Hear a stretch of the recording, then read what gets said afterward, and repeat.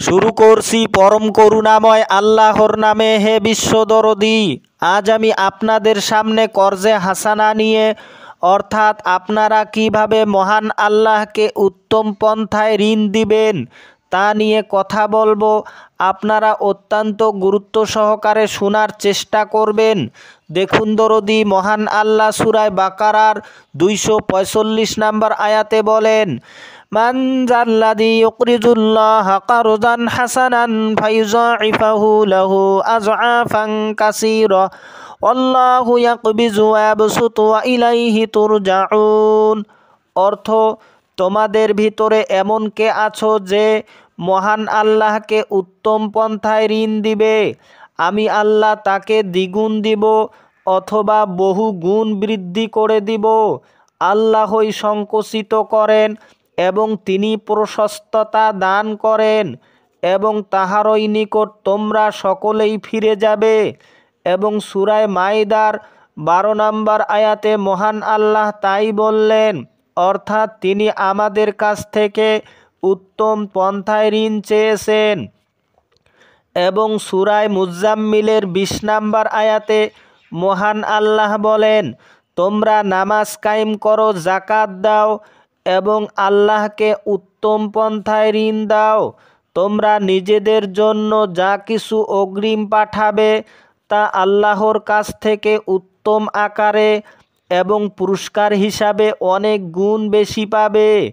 এই ব্যাপারে আপনারা বিস্তারিতভাবে জানতে হলে আপনারা ধৈর্য সহকারে শুনতে থাকুন। দেখুন দরদী, সৃষ্টি ও স্রষ্টা দুটি আলাদা অস্তিত্ব নয়। নিরাকার আল্লাহ সাকারে আসেন, বস্তু ও জীবজগতের মধ্য দিয়ে তিনি প্রকাশিত হন। বহুরূপী জীবের মধ্যে যে প্রকাশিত আল্লাহ, এই আল্লাহকে আমরা আহাদ আল্লাহ রূপে জানি।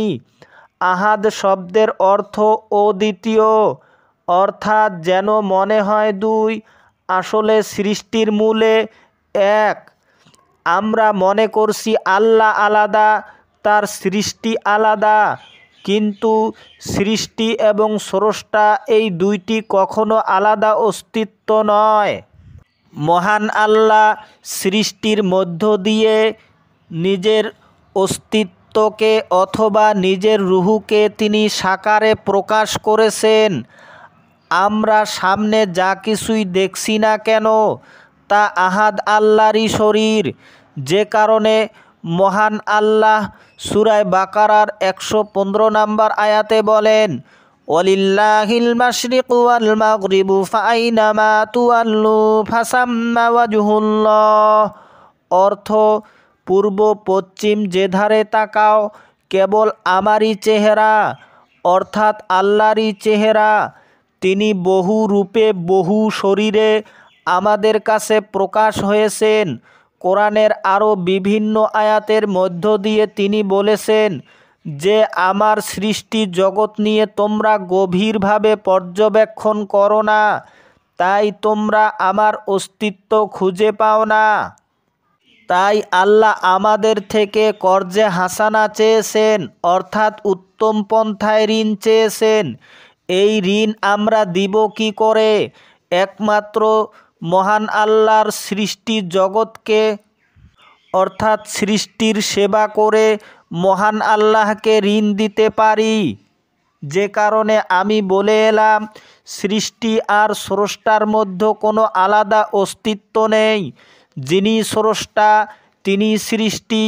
স্রষ্টাই ছিলেন নিরাকারে, তিনি সৃষ্টিতে এসেছেন প্রকাশ হয়ে। তাই যেদিকেই তাকাও তিনি ছাড়া আর কিচ্ছু নেই।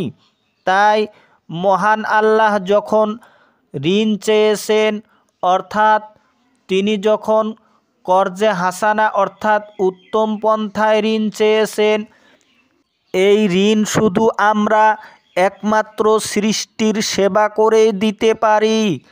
আমরা যদি সৃষ্টি জগৎকে সেবা করতে পারি, আল্লাহর এই সৃষ্টি জগৎকে আমরা যদি নতুন করে সৃজন করতে পারি, তাদের যদি আমরা দাসত্ব করতে পারি, অর্থাৎ তাদেরকে যদি আমরা বাঁচিয়ে রাখতে পারি এবং তাদেরকে বাঁচিয়ে রাখার জন্য উপযুক্ত পরিবেশ সৃষ্টি করে দিতে পারি। এই সমস্ত কাজে যদি আমরা সাহায্য করতে পারি তাহলে অবশ্যই আমার আল্লাহ আমাদের উপর সন্তুষ্ট হবেন। তাই তিনি পবিত্র কোরআনে সূরা মুলুকের 2 নম্বর আয়াতে বলেছেন, আল্লাযী খালাকাল মাউতা ওয়াল হায়াতা লিয়াবলুয়াকুম আইয়ুকুম আহসানু আমালা। অর্থ, জীবন মৃত্যু আমি পরীক্ষার জন্য সৃষ্টি করেছি, তোমাদের ভিতরে কর্মে কে উত্তম। এবং সূরা ইউনূসের 14 নম্বর আয়াতে বললেন, সুম্মা জাআলনাকুম খালাইফা ফিল আরদি মিন বা'দিহিম লিনানজুরা কাইফা তা'মালুন। অর্থ, তোমাদেরকে আমি জমিনের উপর খলিফা বানিয়েছি, অর্থাৎ আমার প্রতিনিধি বানিয়েছি, এবং আমি দেখব তোমরা কে কি কর্ম করো। তাই 18,000 মাখলুকাতের ভিতরে মহান আল্লাহ মানুষকে সৃষ্ট জীব বানিয়েছেন, অর্থাৎ তিনি আশরাফুল মাখলুকাত বানিয়েছেন।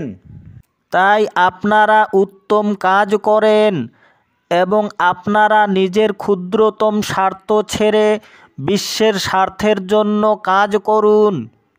আপনারা সব সময় নিজের ক্ষুদ্রতম স্বার্থ নিয়ে কাজ করছেন, তাই আপনারা শান্তি পাচ্ছেন না। আপনারা যদি বিশ্বের স্বার্থের জন্য অর্থাৎ বিশ্বের মঙ্গলের জন্য যদি কাজ করতে পারেন অবশ্যই আপনারা শান্তি পাবেন। তাই 18,000 মাখলুকাতের মধ্য দিয়ে তিনি একমাত্র প্রকাশ হয়েছেন। তিনার সেবা করতে হলে তার সৃষ্টি জগতের সেবা করতে হয়, তাহলে সেই পরম প্রভু পরম আল্লাহ আপনার কাছ থেকে ঋণ পাবেন। তাই আপনারা দুঃখী দরিদ্র মানুষের পাশে দাঁড়ান এবং যারা অসহায় মানুষ তাদের পাশে দাঁড়ান। মানুষ ছাড়া 17,999 মাখলুকাত যে আছে, পশু পাখি কীট পতঙ্গ গাছপালা, এদেরকে আপনারা বাঁচান।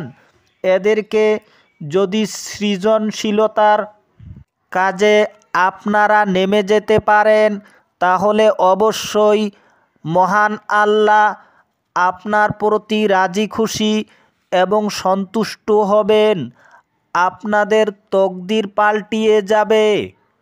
নামাজ রোজা হজ জাকাত এগুলো তো অবশ্যই করবেন, কিন্তু তৎসঙ্গে আপনারা এই কাজগুলো করেন, দেখবেন আপনাদের জীবন আনন্দতে ভরে গেছে। আজ এতটুকু আপনাদের খেদমতে পেশ করলাম, আগামীতে নতুন কিছু নিয়ে আসার চেষ্টা করব। ততক্ষণ পর্যন্ত আপনাদের সকলের মঙ্গল কামনা করি আমার কথা শেষ করছি। খুদা হাফিজ।